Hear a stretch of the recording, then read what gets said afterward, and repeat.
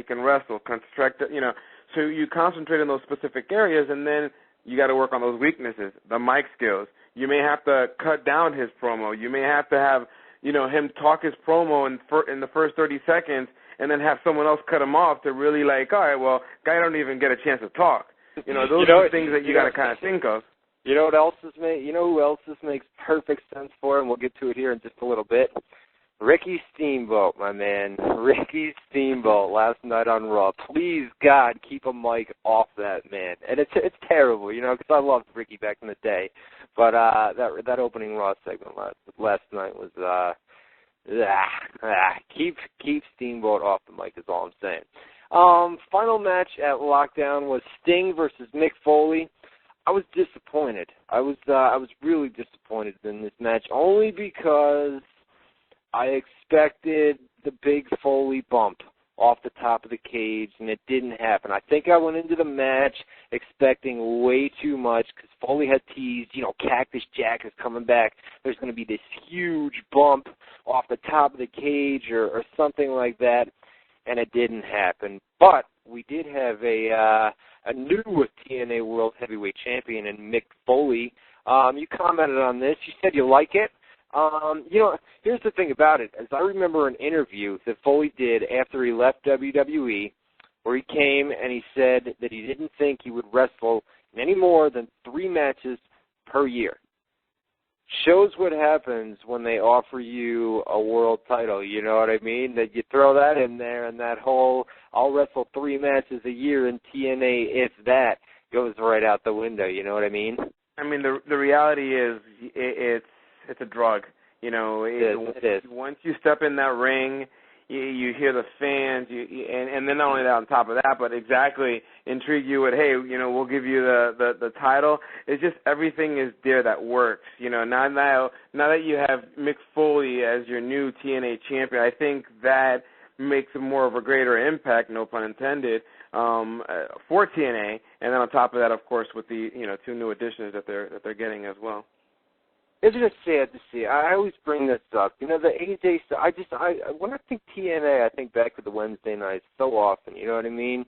And could you have, AJ Styles, TNA World Champion, on Thursday nights, And I know why they don't do it. I say it over and over. That doesn't draw as much as the bigger names, but it'd still be great to see. Put the title on AJ and that's when I was... No, go ahead.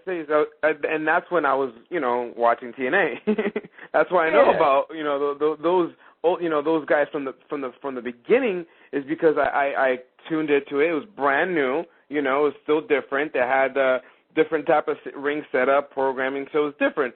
But then exactly what you said, then they watered it down with the Kurt Angles, the Kevin Nashes, the Stings. And I mean, in reality, in this business, if you want to get you want to grow, then you need to make changes on your business plan, and that's exactly what TNA did. They changed their business plan. They hooked up with Spike.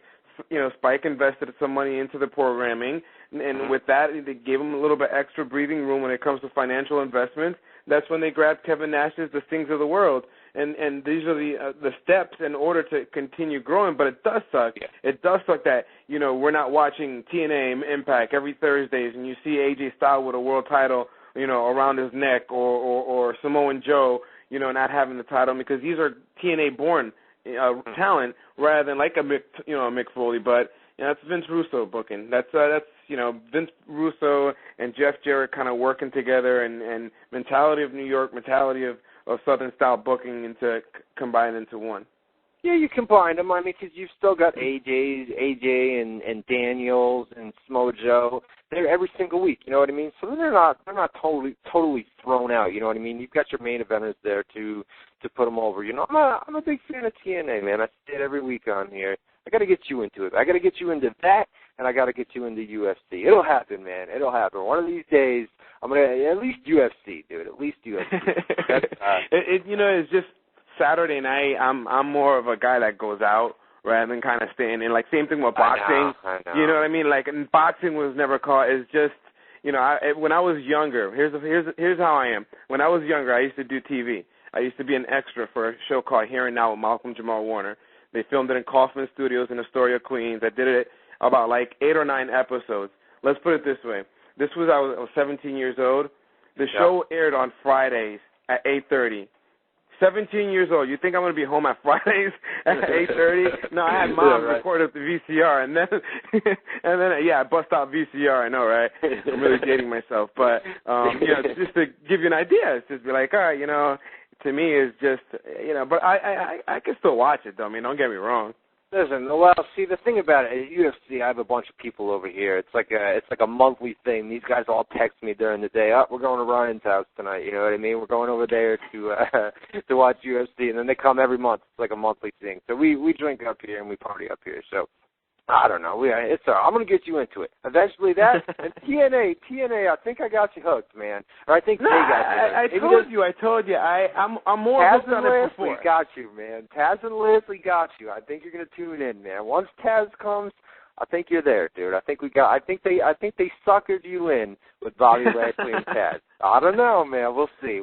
Anything but not to hear Don West on that mic again. I'm down with it. Dude. He's one of the honestly, he's one of the biggest reasons why I can't stand that show.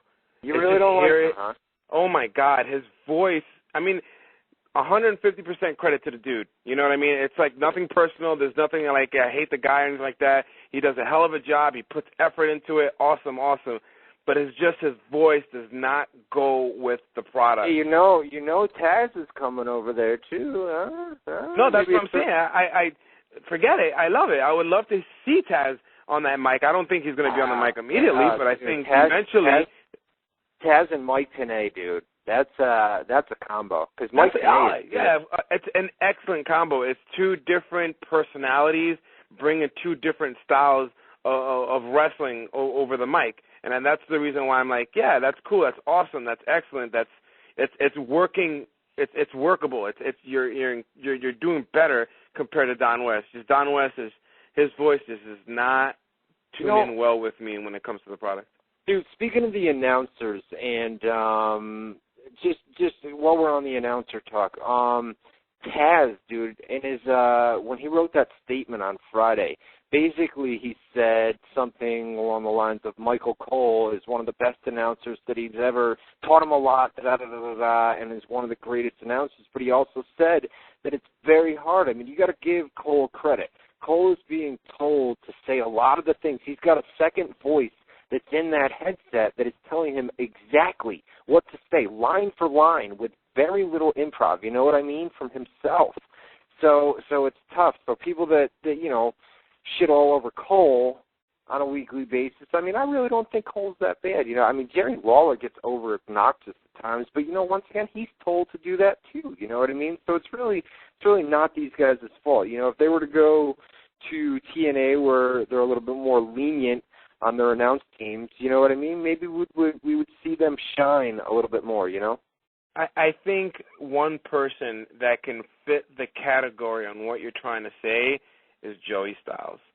Here's a man that called one full hour of ECW alone and made it very memorable, and now you have him coming into a different style and Vince screaming at him. You're just not used to that. I mean, there is a lot of stuff that goes in that backstage. Michael Cole, he's been there for almost ever. He's been there for a long, long time.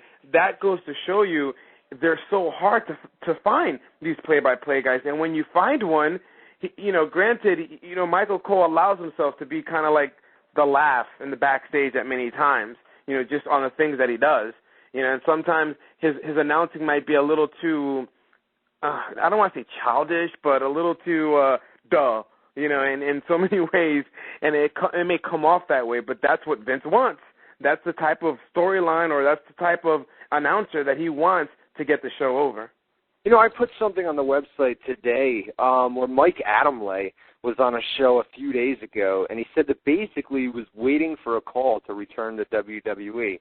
They signed him when he when he first came in, right? They signed him to a huge deal. It was like $250,000. Yeah, $300,000 or something like that, man, for like 3 or 4 years. So I don't know. He may still be a part of them. You know what? He may still have like an outside contract type deal where they could bring him back. You know, if people struggle, I mean, Josh Matthews came in. God, he hasn't done announcing in a long time, and he's all right, except for the bloody noses that he gets. That was funny. Did you see that during the supplemental draft? So you had to do it out of the chat. On the fan universe thing, you had to go in some chat. That was weird how they did that. That was so stupid. But anyways, they said something like Josh Matthews had another nosebleed or something. One of the moderators put that up. I guess the guy gets nosebleeds all the time. Remember, what was that on the 3-hour Raw last week? As soon as they went live, as soon as the pyro hit, his nose just started gushing last week when they went to him and Stryker over on the announce booth, which was that was wild. That was crazy. What bad timing? You know what I mean? As soon as the pyro